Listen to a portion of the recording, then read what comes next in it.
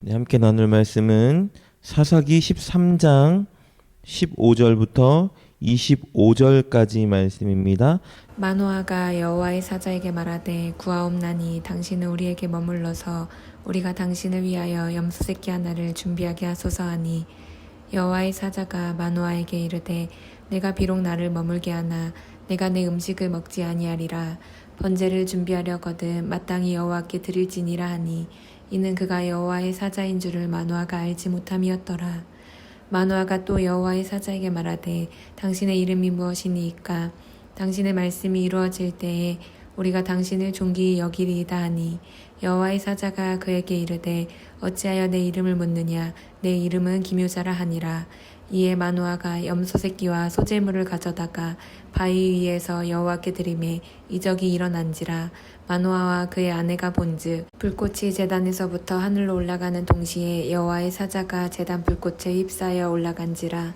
마노아와 그의 아내가 그것을 보고 그들의 얼굴을 땅에 대고 엎드리니라.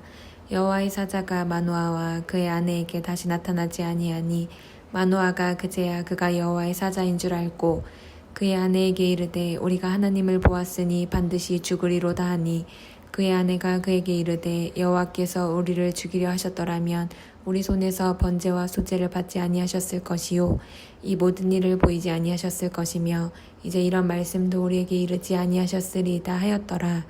그 여인이 아들을 낳음에 그의 이름을 삼손이라 하니라.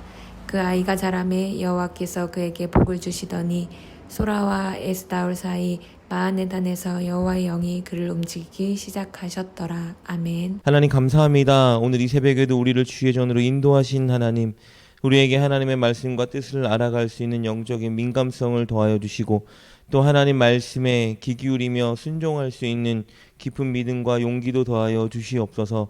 오늘 이 새벽에 나온 우리 성도님들에게 하나님이 예비하신 넓고 깊은 믿음을 허락하여 주시고 오늘 기도 가운데에 하나님의 뜻을 발견하는 시간 되게 도와주시어 우리 마음 가운데에 사모함과 갈증이 해소되는 시간 되게 하여 주시옵소서. 이 시간 하나님의 은혜와 응답과 역사로 우리와 함께 하길 기대하고 소망하며 그렇게 역사하실 주님 감사드리며 예수님의 이름으로 기도드립니다. 아멘. 아멘. 네, 어제 우리가 나눈 본문은 하나님의 사자가 우리 불임 중이었던 마노아와 아내에게 찾아와서 예언한 내용에 관한 것이었습니다. 그 내용은 그들에게 아이를 줄 것인데 그 아이가 이스라엘을 블레셋에게서 구원할 아이가 될 것이고 그렇기 때문에 그 아이를 반드시 하나님께 성별된 나시린으로 키워야 된다라는 내용이었어요. 그래서 오늘 본문 내용은요, 어제 본문과 연결되는 말씀으로 마노아가 그 예언을 줬던 하나님의 사자와 함께 대화하는 내용에 관한 것입니다. 그런데 어제 그리고 오늘 본문의 내용을 살펴보면 한 가지 좀 이상하고 특이한 장면을 목격할 수 있습니다. 그것은 하나님의 사자가 마노아와 마노아의 아내를 차별 대우하는 것처럼 느껴진다라는 것입니다. 마노아의 아내에게는 호의적이고 계시의 말씀을 전해주고자 애쓰는 것 같아 보이고 그의 남편인 마노아에게는 그렇게 대하지 않는 것처럼 보인다는 것이죠. 그러니까 사실 처음 하나님의 사자가 찾아가서 메시지를 주었던 자도 마노아가 아니라 그의 아내였죠. 그녀에게 태어날 아이와 이스라엘에 대한 하나님의 계획을 말씀해 주셨어요. 그리고 그 소식을 아내를 통해서 전해 들었던 마노아가 그분을 자신도 직접 만나고 그 뜻을 듣고자 하여 하나님께 간구했었죠. 하나님, 그 사람을 다시 저에게 보내주셔서 저도 하나님의 소식을 들을 수 있도록 그리고 아이를 어떻게 키워야 되는지 알 수 있도록 하나님 다시 한번 보내주십시오라고 기도했을 때 하나님이 응답해 주셨는데 하나님의 응답 가운데 그 임한 여호와의 사자가 이번에도 마노아에게 온 것이 아니라 그의 아내를 찾아온 것을 보게 됩니다. 우리 어제 살폈던 본문 내용 13장 9절 말씀입니다. 이렇게 기록되어 있습니다. 하나님이 마노아의 목소리를 들으시니라. 여인이 밭에 앉아 있을 때에 하나님의 사자가 다시 그에게 임하였으나 그의 남편 마노아는 함께 있지 아니한지라. 남편이 다시 만나길 기도했는데 정작 기도한 남편에게 찾아온 것이 아니라 여호와의 사자가 아내에게 찾아왔죠. 가까스로 아내에게 그분이 다시 찾아오셨다라는 소식을 듣고 마노아가 앞으로 태어날 아이를 어떻게 양육해야 됩니까? 라고 물을 때에도 그가 어쩌면 서운할 수 있는 그런 내용의 답변을 주세요. 어제 읽었던 본문 13장 13절 말씀입니다.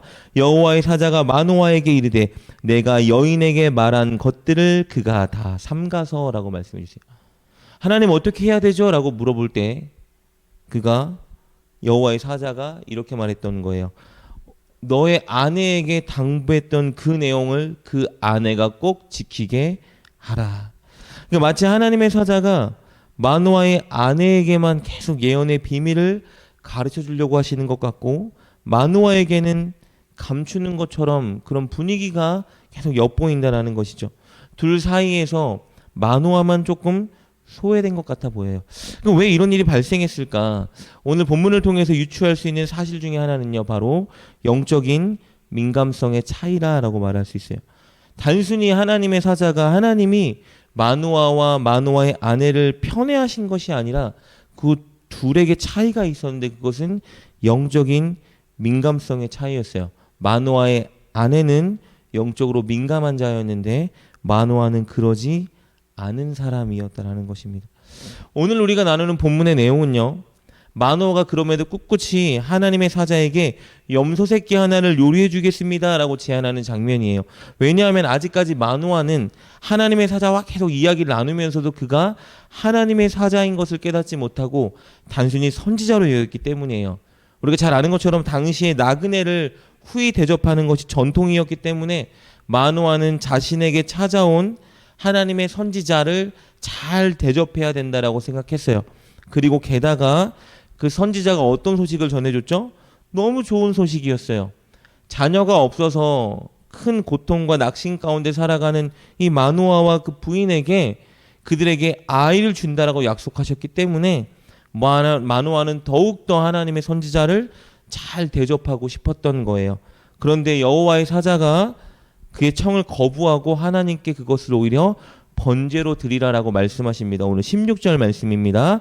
여호와의 사자가 마노아에게 이르되 내가 비록 나를 머물게 하나 내가 내 음식을 먹지 아니하리라.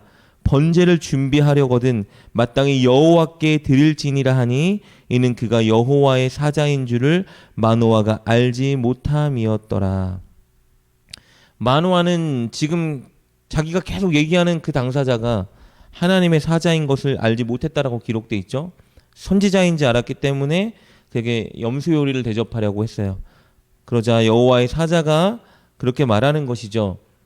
오직 제물은 하나님께 드려야 되는 것이기 때문에 너가 나에게 드리고자 하는 이 염소를 하나님께 번제로 드려라, 예배로 올려라, 이렇게 명령을 내린 것이죠.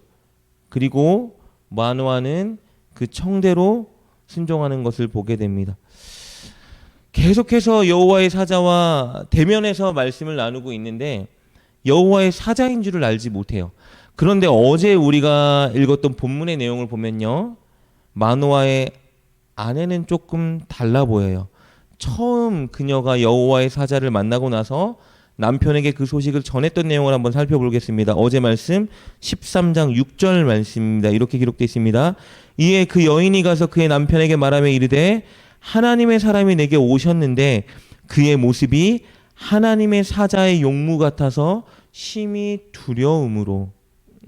그러니까 마노아의 아내는 자신에게 다가온 하나님의 사자에게서 영적으로 하나님을 느꼈어요. 두려워서 자신이 묻고 싶었던 어떤 것도 더 이상 묻지 못했다라고 남편에게 말하는 것을 보게 됩니다. 그런데 마노아는 전혀 그렇지 않죠. 계속 대면해서 얘기하면서도 그것을 알아차리지도 못하고 심지어는 아내가 이미 전해줬음에도 불구하고 그것을 귀담아 듣지 않았던 것 같아요. 이렇게 둘에게는 좀 차이가 있었던 것이죠. 그리고 그들의 영적인 상태가 얼마나 민감성이 차이가 나는지 오늘 읽었던 우리 21절, 22절 말씀에 결정적으로 드러나게 됩니다. 하나님의 사자의 명령대로 마노아가 그에게 염소 요리로 바칠 것을 그렇게 하려고 했던 것을 하나님께 번제로 드리자 20절에 기록된 것처럼 큰 기적이 발생합니다. 불이 나와서 그들이 드린 번제물을 살랐고 하나님의 사자는 불에 휩싸여서 하늘로 올라가게 되죠. 이것을 본 후에야 마노아가 이분이 선지자가 아니라 하나님의 사자였구나라는 것을 인지합니다. 즉 하나님이 오셨었다라고 인지한 것이죠. 그리고 두려움으로 반응합니다. 22절 말씀입니다. 그의 아내에게 이르되 우리가 하나님을 보았으니 반드시 죽으리로다 하니. 여러분, 본래 당시 하나님을 본 자는 죽는다는 관념이 있었기 때문에 어쩌면 지금 마노아가 두려워하는 것이 당연해 보일 수도 있어요. 왜냐하면 하나님을 만났기 때문입니다. 본인이 하나님을 알아보지 못했죠. 이제 죽었다라고 생각할 수 있지만, 그러나 지금 마노아가 느끼는 이 두려움은요, 그가 얼마나 믿음이 없는 자인지를 사실 나타내주고 있어요. 얼마나 영적인 분별력이 없는 자인지를 나타내주고 있다는 거예요. 왜냐하면 첫째, 하나님께서 그들의 번제물을 받으셨고, 둘째, 지금까지 와서 어떤 메시지를 주셨냐면 그들에게 아이를 줄 것이니 그 아이를 나시린으로 키우라고 명령해 주셨어요. 그러니까 이 의도는 하나님이 그들을 죽일 것이 아니라는 것이 명백함에도 불구하고 마노아는 이런 영적인 분별력이 없이 그저 두려워하고 있었다는 것입니다. 그런데 그와 반대되는 그 아내의 고백을 볼 수 있습니다. 죽을까 두려워하는 남편에게 아내가 이렇게 말합니다. 23절 말씀입니다. 그의 아내가 그에게 이르되 여호와께서 우리를 죽이려 하셨더라면 우리 손에서 번제와 소제를 받지 아니하셨을 것이요 이 모든 일이 보이지 아니하셨을 것이며 이제 이런 말씀도 우리에게 이르지 아니하셨으리이다 하였더라. 그녀가 이렇게 말하죠. 정말 하나님을 만난 것은 두려운 일이지만 하나님이 우리를 죽일 작정이셨다면 우리의 예물을 받지 않았을 것이고 이 일을 보고 우리를 살려두지도 않았을 것이며 이런 말씀을 우리에게 왜 하셨겠습니까? 라고 말하는 거예요. 더 놀라운 것은요, 지금까지 마노아와 마노아의 아내의 대화를 보면요, 원어를 보면 하나님을 가리키는 용어가 23절에서 달라지는 것을 보게 돼요. 23절에서 마노아의 아내가 하나님을 뭐라고 일컫죠? 그의 아내가 그에게 이르되 여호와께서라고 말하고 있다는 것이 중요해요. 여호와라고 고백한 거예요. 무엇을 의미하죠?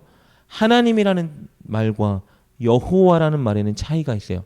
하나님이라고 일컬을 때에는 보통 그들이 섬기는 신을 의미하지만 여호와라 말할 때에는 우리의 조상 그 여호와, 신실하고 언약을 지키시는 그 하나님의 이름을 고백한 것을 뜻해요. 자, 이게 무슨 말이냐면요, 아내가 믿었다라는 거예요. 하나님은 어떤 분이냐 하면 신실하시고 당신의 약속과 언약을 반드시 지키시고 이루시는 분인데 그 여호와께서 우리를 죽이지 아니하실 것이다 라고 말한 거예요. 이 고백을 통해서 마노아는 지금 하나님께서 하나님의 사자를 통해서 말씀하신 것에 대한 온전한 믿음을 갖지 않았다는 것을 드러내고, 이 여인은 뭐예요? 하나님이 그렇게 하실 것을 믿고 신뢰하고 있다라는 것을 드러내주고 있다라는 것입니다. 결론적으로 보자면 뭐예요? 영적으로 무지한 마노아 그리고 영적으로 민감한 그의 아내에게 하나님이 편애라기보다는 더 민감하고 순종적이고 알아차리는 그 아내에게 하나님의 뜻을 계획을 말씀해 주시고 이루시는 것을 보게 되는 것입니다. 우리가 이 부부의 모습을 통해서 교훈을 얻어야 될 것은요, 우리도 영적으로 민감한 자가 되어야 한다는 것입니다. 하나님의 뜻과 하나님의 계획과 하나님의 마음이 어디를 향하고 있는지를 분별할 수 있는 자가 되어야 되고, 또 하나님의 말씀을 그렇게 믿을 수 있는 영적인 민감성과 믿음이 우리에게 있어야 한다라는 것이죠. 그런데 문제는 이것이겠죠. 어떻게 하면 영적인 민감성을 가질 수 있을까? 여러분, 오해하지 말아야 될 것은요, 어떤 사람들은 이렇게 생각하긴 하죠. 뭔가 특별한 사람, 혹은 목회자, 혹은 어떤 은사를 받아야 하나님 앞에 영적으로 민감해진다라고 생각하지만 절대 그렇지 않습니다. 영적인 민감성은요, 특별한 사람에게만 찾아오는 것이 아니고 어느 날 짠 하고 생기는 것이 절대 아니라는 거예요. 영적인 민감성은 성경을 통해서 보여주고 있습니다. 날마다 꾸준히 훈련으로 쌓아가는 것이에요. 너무 당연한 얘기지만 우리가 아는 절대적인 요소가 비결이에요. 바로 말씀, 기도, 순종. 영적으로 민감하다라는 것은요, 하나님의 뜻과 계획을 발견하고 그것을 믿을 수 있는 믿음을 뜻하는 것인데, 그것의 기본은 절대 하나님의 말씀이라는 것을 알아야 됩니다.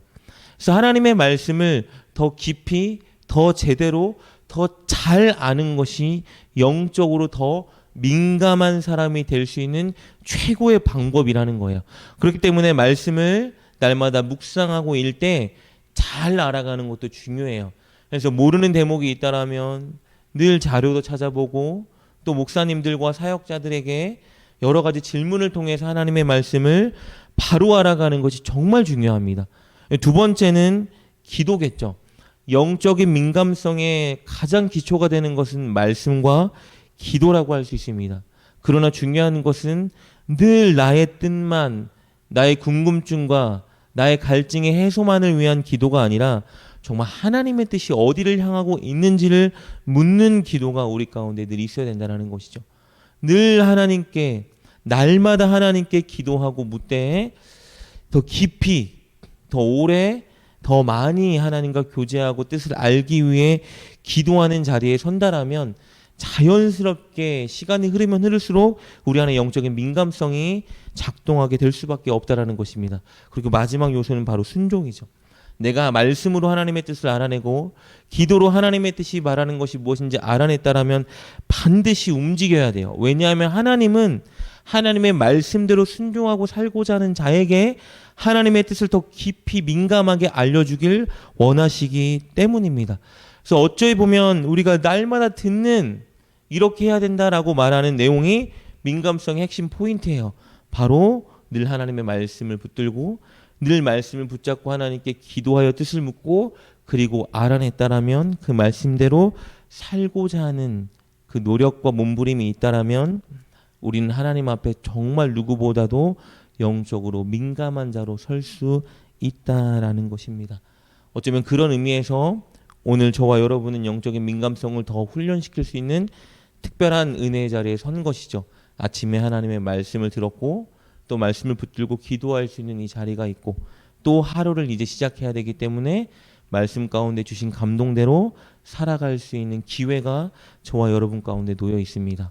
여러분 날마다 말씀과 기도와 순종함으로 하나님께 영적인 민감성을 가지고 늘 하나님의 뜻을 발견하고 듣는 저와 여러분 될 수 있기를 주님의 이름으로 축복합니다. 기도하겠습니다.